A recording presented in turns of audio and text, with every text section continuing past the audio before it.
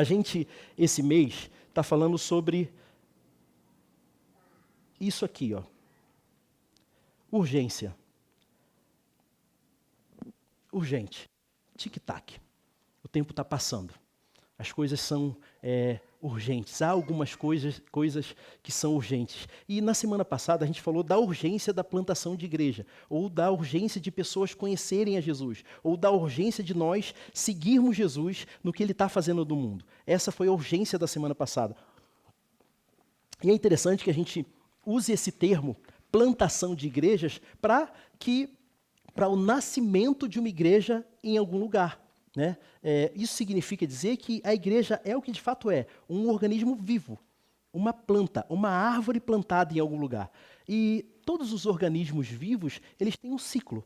Né? Eles são ou fecundados ou plantados, eles crescem, se desenvolvem, se reproduzem ou frutificam, envelhecem e morrem.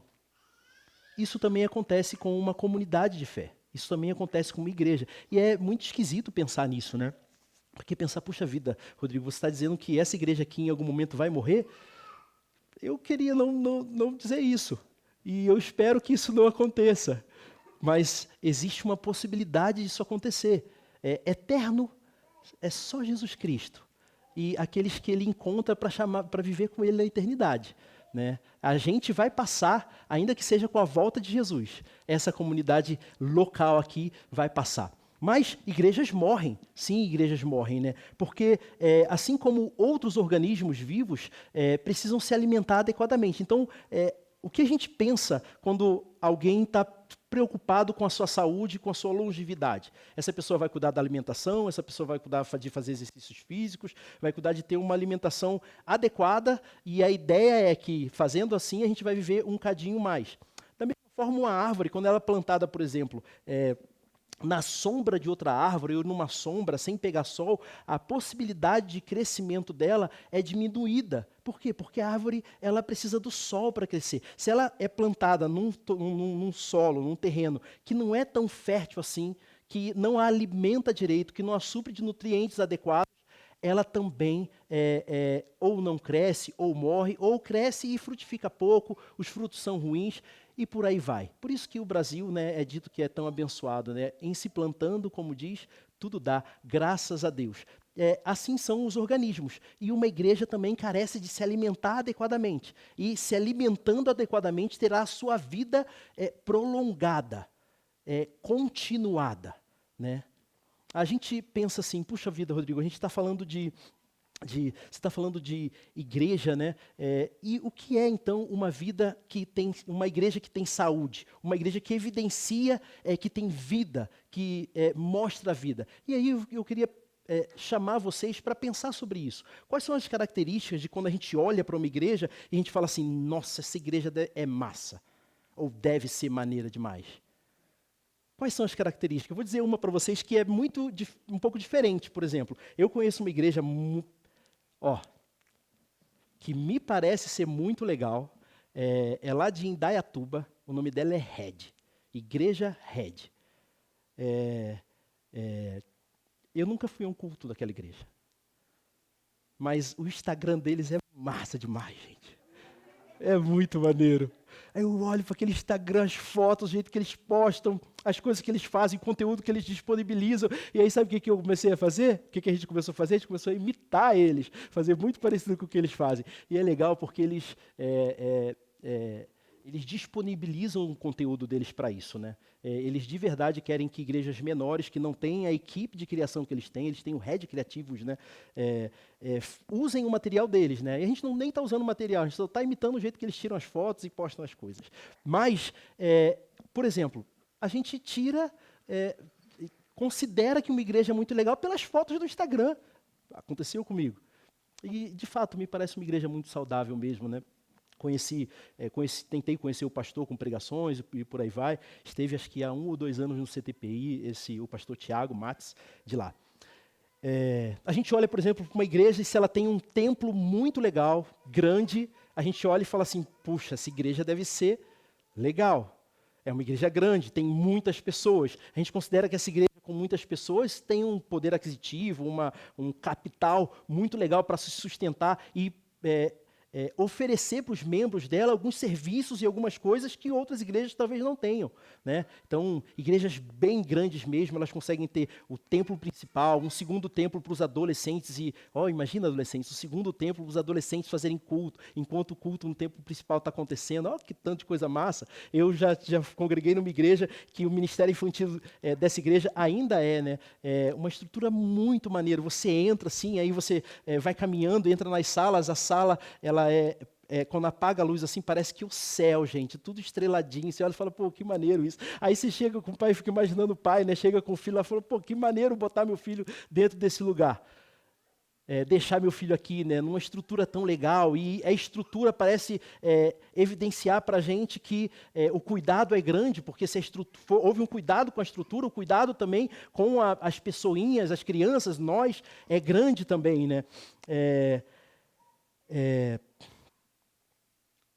Eu quero falar hoje sobre uma igreja assim, uma igreja desse jeito. Numa das cidades da Ásia Menor, uma cidade muito rica, muito abastada, chamada Laodiceia. Ela assim, pensa numa cidade de fato abonada, em vários sentidos. Eu vou descrever alguns deles aqui para vocês. Essa cidade era tão rica que no ano 60 depois de Cristo ela sofreu um terremoto. Ela tinha tanto dinheiro que os anciãos da cidade falaram para o Estado romano, né? Não precisa enviar verba para a gente se reconstruir, porque a verba que a gente tem, que a nossa cidade produz, é suficiente para a gente se reconstruir. E de fato foi assim que se deu. Inclusive eles emprestaram dinheiro para outras cidades perto, que também sofreram com o terremoto, se reconstruírem. Essa cidade chamada Laodiceia, ela foi conquistada pelo Império Romano mais ou menos em 133 a.C. Quando isso aconteceu, ela se tornou um centro jurídico e administrativo do Império Romano. Com isso, o Império Romano começou a construir estradas, e muitas estradas que iam de leste a oeste, norte a sul, passavam por Laodiceia, e tornaram Laodiceia uma cidade com um comércio efervescente.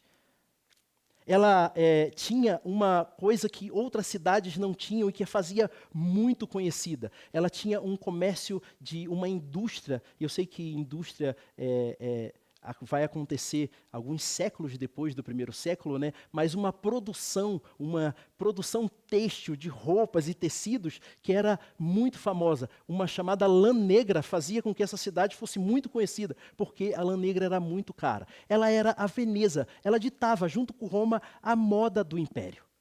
Era a Veneza, Nova York, onde tem os grandes desfiles de moda, com roupas que nós nunca usaremos, mas que dizem como nós vamos nos vestir na próxima estação. Essa era a Laodiceia. Mas não era só isso. A Laodiceia era um centro oftalmológico. E é engraçado, né, quando eu, lendo sobre, falei, gente, me parece que essa palavra nem deveria nem deveria ser adequada ao primeiro século, né, oftalmológico, mas era um centro de estudos oftalmológicos. O colírio produzido por Laodiceia era excelente, e um unguento que eles produziam, um tipo de colírio também, era muito bom para curar inflamações nos olhos. Era uma cidade que estava perto de duas grandes cidades. Hierápolis, que tinha águas termais bem quentes, aqui, assim como tem uma cidade aqui no Brasil que tem águas termais bastante quentes, bem quentes assim. Caldas Novas. Ela estava perto de Caldas Novas. Águas termais quentinhas, aquecidas, mas estava perto de uma outra cidade muito conhecida, de quem é um pouco familiarizado com o Novo Testamento, uma cidade chamada Colossos. E provavelmente um membro da igreja de Colossos foi quem plantou a igreja em Laodiceia. Já Colossos tinha outro tipo de águas que surgiam dela. Eram águas muito geladas, muito frias, e que também eram usadas de forma medicinal. A cidade era uma cidade boa de viver. As pessoas viviam abastadas. Era uma vida boa, tranquila, sem muitos problemas. E a igreja de Laodiceia estava assim também. ela vivia dentro desse contexto, os membros delas viviam com muita tranquilidade, aproveitando e vivenciando tudo aquilo que a cidade promovia para ela. Era uma igreja grande, era uma igreja rica, talvez, e eu não sei dizer, mas com o templo era adequado, estruturado, mas aquela igreja tinha 2 problemas. Hoje nós vamos falar sobre revitalização. Revitalização. Queria que você desse uma olhada lá em Apocalipse, capítulo 3, verso 14.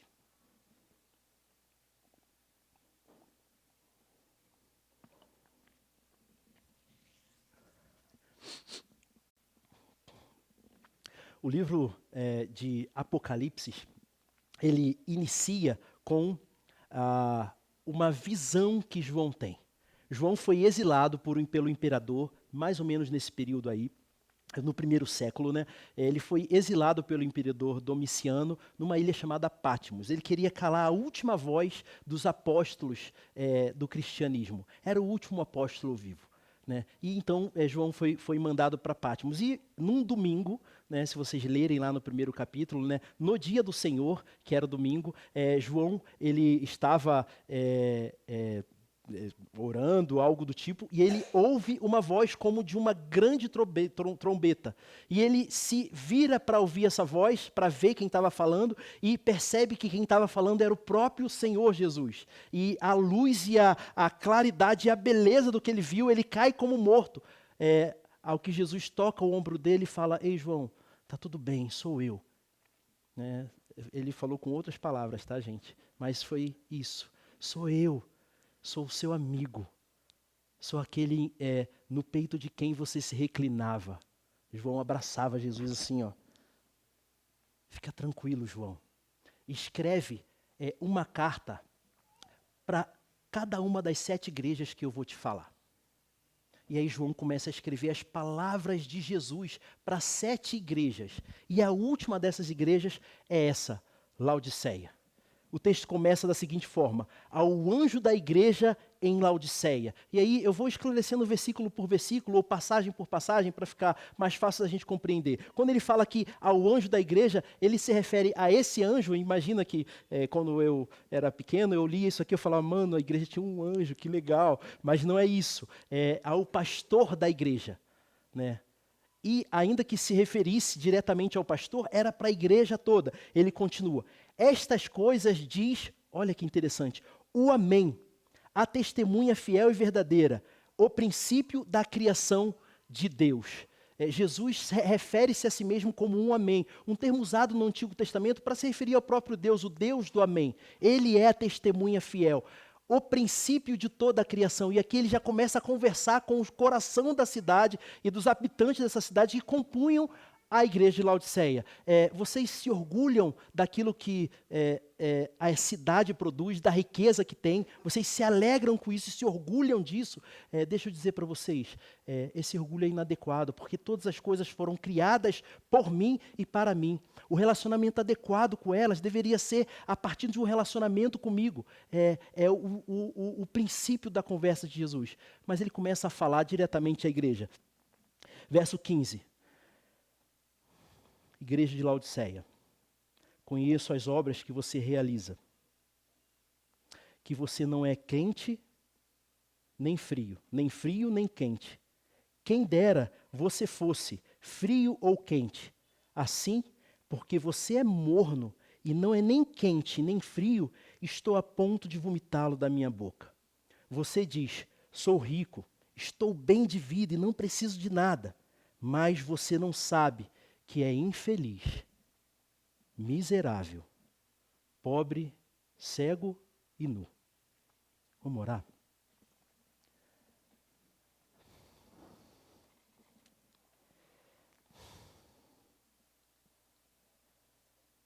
Senhor, a gente precisa ouvir o Senhor falando com a gente hoje. Fala com a gente, Jesus. Fala com a gente, Senhor. A gente precisa ouvir a sua voz. Essa é a ansiedade dessa noite. Essa é a expectativa. É pelo que a gente veio, Senhor.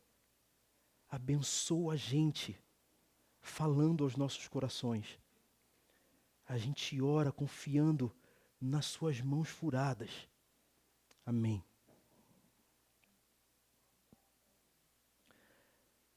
Conheço as suas obras e que não é nem frio nem quente. Jesus, ao falar a cidade de Laodiceia, ele usa termos e comparações que são muito conhecidas e compreendidas da igreja de Laodiceia.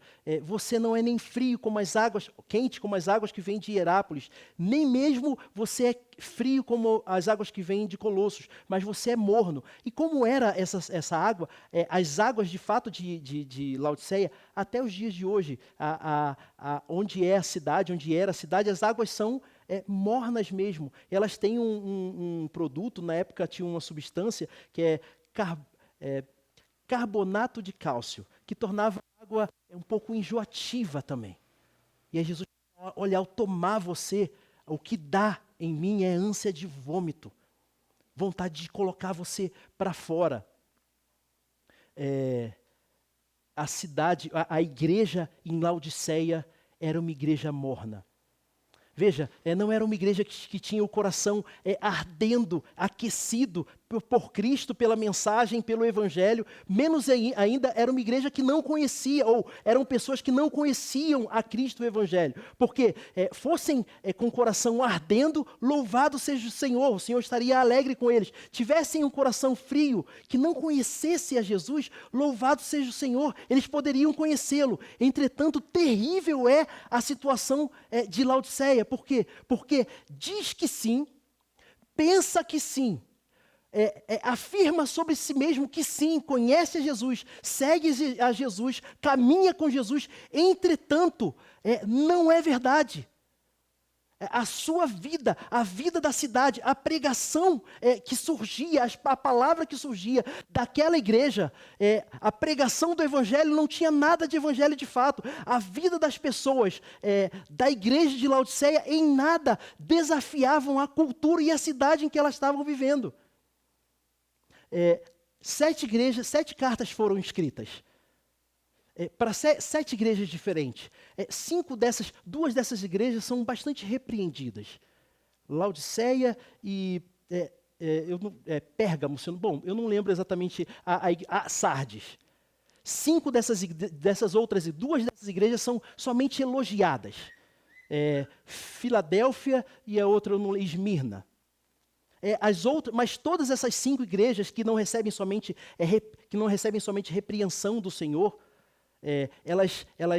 o Senhor fala sobre elas as dificuldades que elas têm. Algumas delas lidam com os judaizantes, judeus que enfrentavam a igreja. Outras delas lidam com o Estado romano. Por quê? Porque o Estado romano, a lei do Estado, a religião do Estado não compreendia e não aceitavam que os cristãos só declarassem Jesus Cristo como Senhor e não declarassem o César como Senhor e não adorassem a César.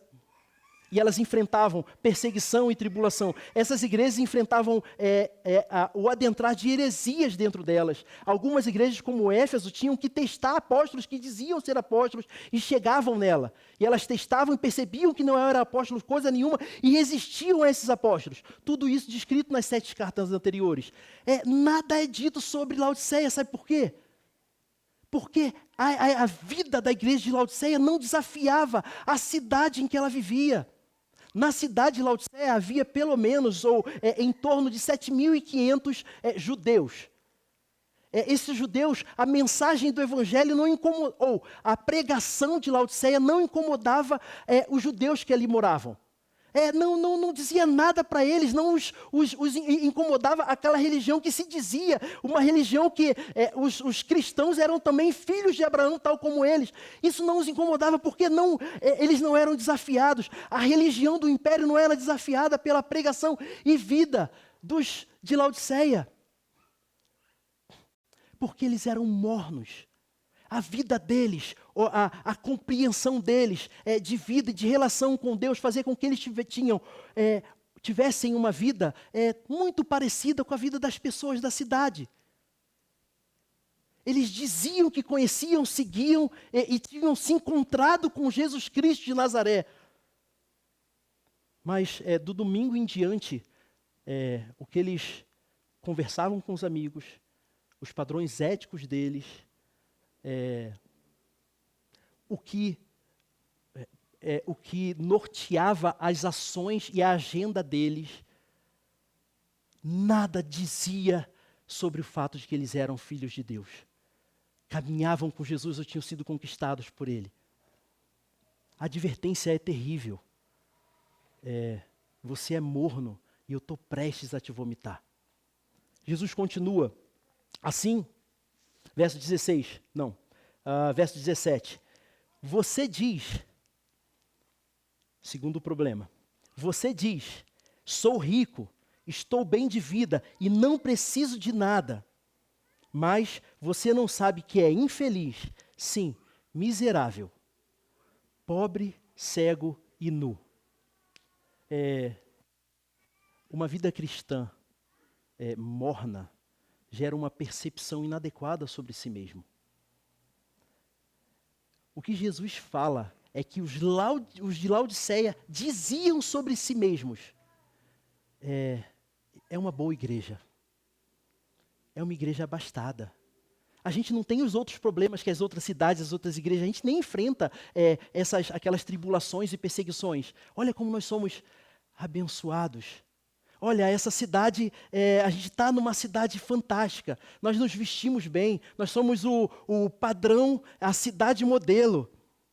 O nosso transporte é imitado, a organização da nossa cidade é imitada. Nós nos vestimos bem porque a temperatura da nossa cidade proporciona para a gente a possibilidade de colocar umas roupas mais legais. É uma cidade arborizada, fantástica, belíssima. E qualquer semelhança com a realidade é mera coincidência.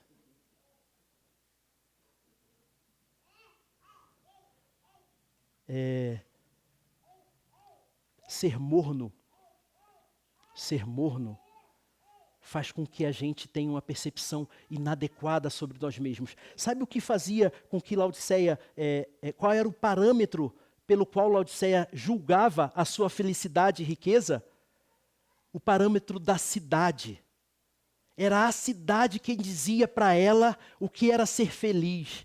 Era a cidade que dizia para a igreja o que era ser rico. Era a cidade que dizia para a igreja o que era estar vestido e enxergar. Mas os parâmetros de Jesus Cristo de Nazaré são totalmente outros. E aqui eu quero dizer uma coisa. Os parâmetros de Jesus Cristo de Nazaré não estão disputando com os parâmetros da cidade. Só existe um parâmetro verdadeiro, o de Jesus Cristo de Nazaré. O parâmetro da cidade, ele se impõe ao nosso coração, ele encanta o nosso coração, mas ele não é verdade.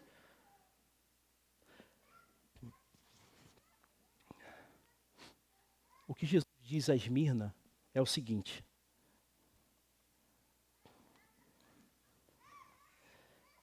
conheço a tua tribulação, pela qual você está passando, a sua pobreza, embora você seja rico. Embora você seja rico, o parâmetro de Jesus Cristo é distinto do nosso parâmetro ou do parâmetro da cidade. Riqueza em Cristo nem de longe é ter grana e posse. E olha, de verdade, eu não quero que essa conversa aqui se torne uma conversa contra você desenvolver a sua vida financeira, desenvolver a sua vida profissional. De jeito nenhum. O Senhor nos abençoe essa igreja aqui com o desenvolvimento das pessoas dessa comunidade. De verdade. Que os nossos adultos e jovens trabalhem e sejam bem desenvolvidos. De verdade, o Senhor nos abençoe com isso. Entretanto, que haja um relacionamento adequado dos jovens e adultos dessa comunidade com tal desenvolvimento. A partir de um relacionamento com Jesus. O que eu quero dizer com tudo isso? Não é uma pregação contra a riqueza. É uma pregação contra o relacionamento inadequado. E não só contra a riqueza, contra a percepção de felicidade.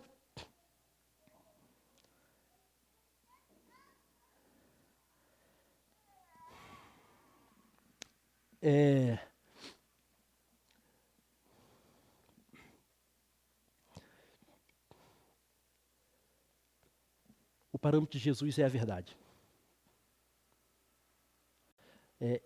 E os parâmetros da cidade são outro parâmetro, que não a verdade. Veja bem, inclusive, nele mesmo é incoerente. Nós podemos perguntar a qualquer um, uma pessoa minimamente adequada, dirá, poxa, você não pode julgar alguém pela roupa que veste, certo?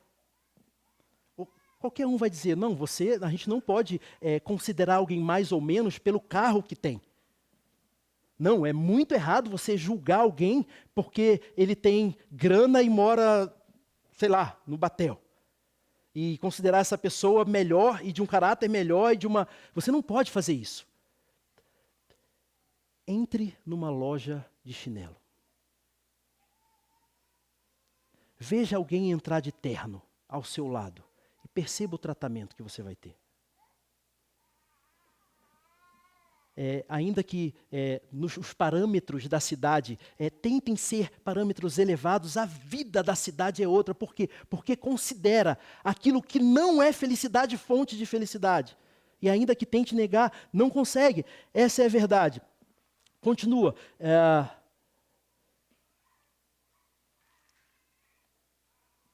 Você é cego e nu.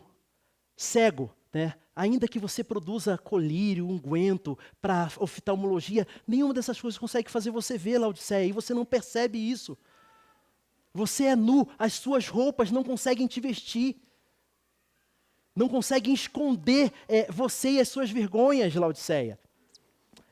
Há um perigo real disso acontecer na igreja brasileira. De verdade. Não é incomum para mim receber de amigos meus que não se encontraram com Jesus ainda, vídeos de pregação. E aí um monte de vídeo de pregação e eu fico, às vezes, na expectativa de que algo esteja acontecendo com aquela pessoa. Alguma coisa de encontro com Jesus, de caminhada com Jesus, quando na verdade não.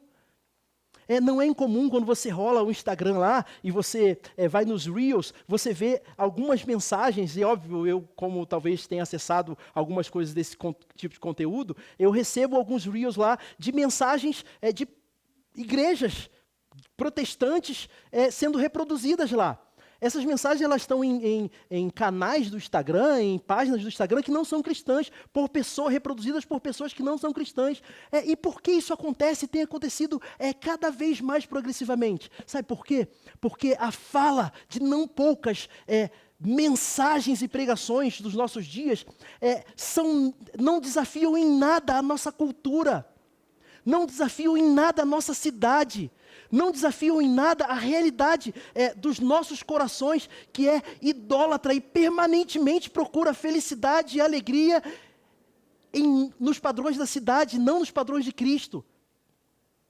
Nós temos claramente corrido o risco de progressivamente nos tornarmos... E sabe qual é o problema? É muito legal. O que Jesus se torna é um grande amuleto para fazer a minha vida melhor.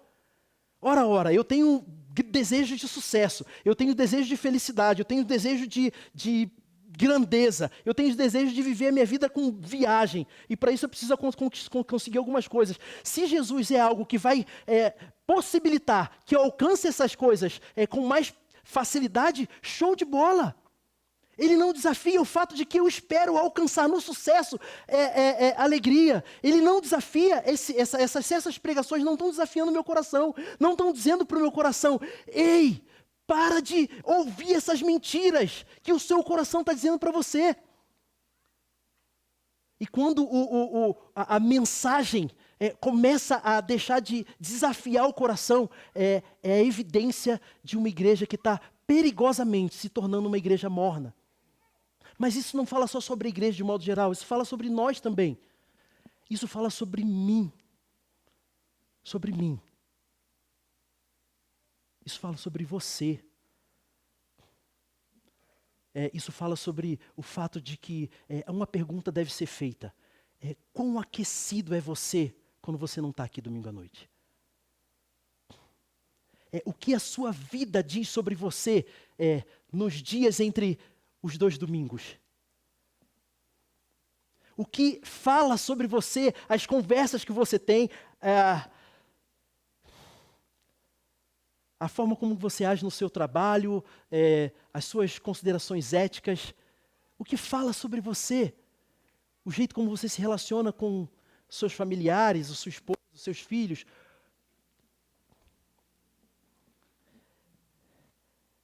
Qual a solução, Rodrigo? Qual é o grande problema aqui?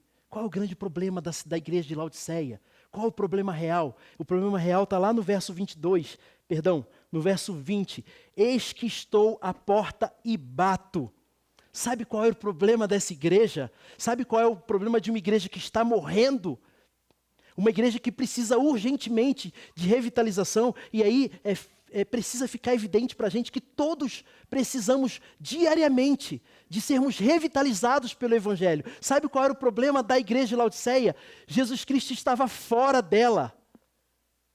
Fora dela. Um pastor comentando essa mensagem falou que um africano chegou, as igrejas na África eram divididas em igrejas para brancos e igrejas para negros. Isso é comum, inclusive, nos Estados Unidos. Há aquelas igrejas para negros que são muito massa e animadas, e eu quereria muito mais ir nas igrejas dos negros. E as igrejas dos brancos são um pouco mais tranquilas, eu acho que eu ia me adaptar mais ao rap, ao jeito que os caras fazem lá na igreja dos negros. Não sei se eles iam me aceitar, mas se eu falasse, meu pai é negão também, velho, qual é? Talvez, né? Mas, gente, um africano tenta chegar numa igreja branca dessa, ele é negro, e ele chega para o pastor e fala assim, poxa, pastor, essa igreja é muito bonita, é suntuosa, cara, deve ser massa ser membro dessa igreja aqui. Como é que eu faço para me tornar membro? E aí o pastor, incomodado, preocupado, falou para ele, olha, vamos fazer o seguinte, volta para casa, ora um pouquinho, fala com Jesus, e aí, vê se é aqui mesmo que você deve congregar. O tempo passou, o rapaz não voltou, e o pastor encontra o rapaz semanas depois numa feira. E aí o pastor olha para o rapaz e fala, ô rapaz, tudo bem, tudo bem. Ah, pastor, tranquilo, tranquilo. Poxa, e aí, como é que tá? Poxa, você não voltou, falou com Jesus, orou. Sim, eu orei, pastor. E aí, o que aconteceu? Então, Jesus falou para mim que ele está há 100 anos tentando entrar naquela igreja e não consegue, como eu esperava conseguir entrar.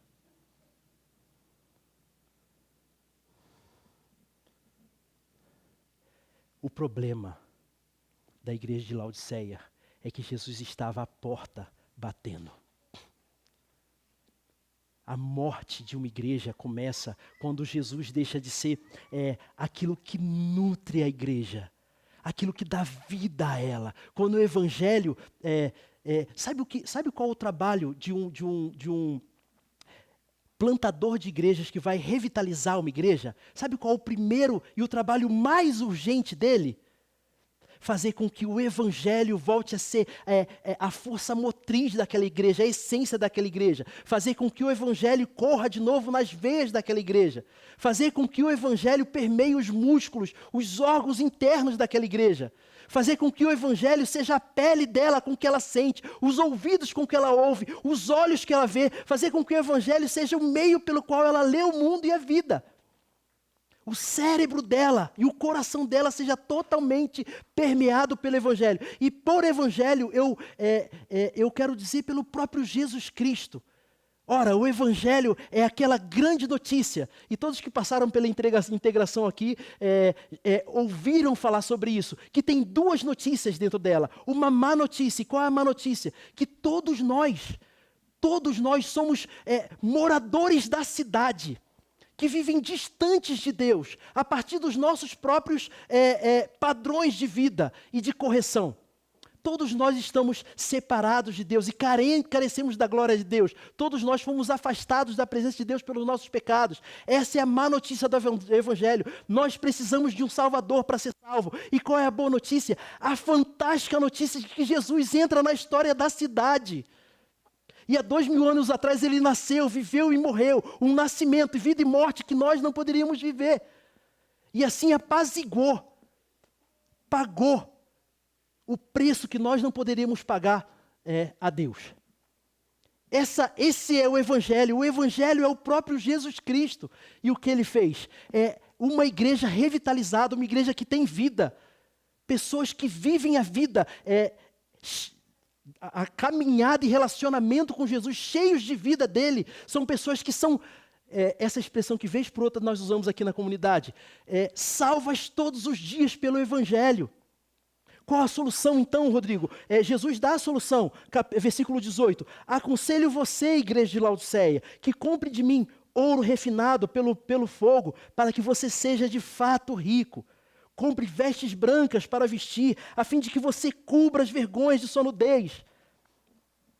E a sua nudez não fique evidente. Compre colírio de mim, Laodiceia, para ungir os seus olhos e a fim de que você possa ver. Eu repreendo e disciplino aqueles a quem amo. Portanto, seja zeloso e se arrepende. Primeira coisa, compre de mim. E aqui Jesus não está falando necessariamente de uma transação comercial, porque nenhum de nós poderíamos comprar, não teríamos nada a oferecer a quem tem tudo. O que ele está dizendo é assim, ó, eu sou a fonte, cara.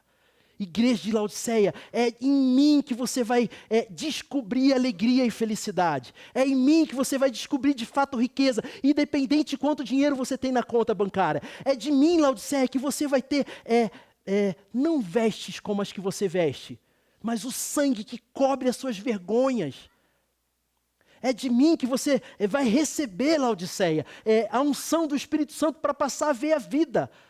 E considerar a vida não a partir de você mesmo, não a partir do que a cidade fala, não a partir do que você mesmo fala sobre você, mas a partir do que eu falo sobre você. Compre de mim, Laodiceia. Segunda coisa, arrependa-se. Arrependa-se. Né?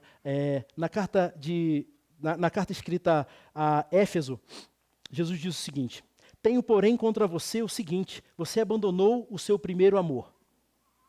Acusação contra Éfeso. Era a igreja que tinha resistido aos falsos apóstolos e perseverado. Entretanto, ela tinha abandonado o primeiro amor. Lembre-se, pois, de onde você caiu, arrepende-se e volte às práticas das primeiras obras. Arrependa-se e volta às práticas das primeiras obras.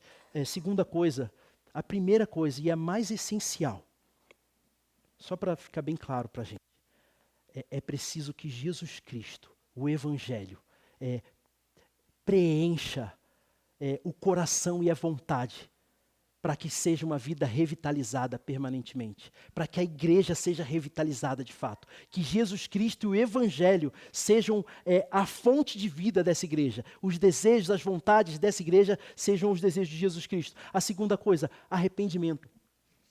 E aí arrependimento aqui, estou terminando, gente, arrependimento aqui é uma coisa bastante complicada. Sabe por quê? Porque arrepender-se aqui é olhar para as coisas que você diz que são vida para você. E eu não sei quais são, gente. Nós somos complexos demais. E eu sei que os demônios que afligem o meu coração. E eu sei que eles são tão complexos quanto a minha cabecinha. Eu não sei qual é o seu. Eu não sei qual é o seu. Eu não sei se é sucesso. Eu não sei se por exemplo, olha só, se é que os seus filhos sejam bem-sucedidos e isso diga algo sobre você. Eu não sei se é grana ou se eu não sei qual é. Mas o que eu sei é que arrepender-se é olhar para essas coisas e falar assim: ah, Senhor, eu busquei tanto tempo vida aqui e eu não encontrei vida aqui. Eu nunca mais quero buscar vida e alegria aqui, Deus. Eu nunca mais quero tentar buscar fora do Senhor vida e alegria. Imagina a dificuldade que é isso. Imagina o tamanho de milagre que é isso, operado pelo próprio Deus. Rodrigo, isso não está acontecendo no meu coração. Eu estou lutando contra algo que encanta o meu coração e a minha vida de tal forma que eu não consigo ver e imaginar a minha vida resistindo a isso, não sendo em alguma medida norteada por isso. Como eu faço? Você fecha os seus olhos e confessa isso para o Senhor e fala: Jesus, me ajuda, porque Ele é o Senhor que ajuda e socorre. E de verdade, pensa numa oração que Ele gosta de atender. A oração de Pedro afundando na água do lado do barco, querendo andar até Jesus. Ele olha para Jesus e fala: salva-me.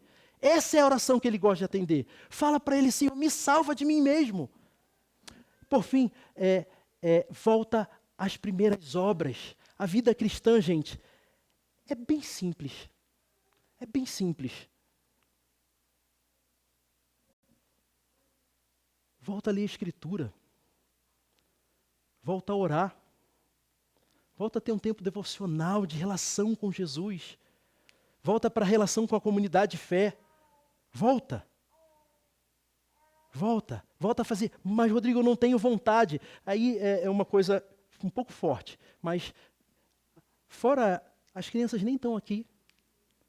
Nós não deixamos nossos adolescentes fazer só o que eles têm vontade. O chamado de Jesus aqui, volta às primeiras obras, que vai transformar a vontade do seu coração, é para você fazer ainda que você não tenha vontade. Então, quando o seu coração começar a esfriar, volta a fazer assim, ainda que você não tenha vontade. Por fim, gente, verso 20. Eis que estou à porta e bato. Se alguém ouvir a minha voz e abrir a porta, entrarei em sua casa e cearei com ele. O nível de intimidade da relação com Jesus. A segunda parte é mais bela ainda. Ao vencedor darei o direito de sentar-se comigo no trono, assim como também eu venci e me sentei com o meu Pai no seu trono. Lendo esse texto durante a vida, também eu pensava, gente, mas vencedor, e a beleza do vencedor aqui é que recebe a vitória de Jesus Cristo de Nazaré. As mãos furadas de Jesus, que poderiam demonstrar fraqueza diante do Império Romano, são a grande declaração de vitória, da nossa vitória. A gente recebe essa vitória. O que a gente faz então? Só clama a Ele para que Ele ajude a gente a viver uma vida centrada nele, revitalizada nele, cheia da vida que vem dele. É só isso que a gente faz. E a esses, algo belíssimo espera logo ali, daqui a alguns poucos dias, de verdade. Tem uma música muito legal, eu gosto muito desse trecho, diz o seguinte: toda dor é por enquanto.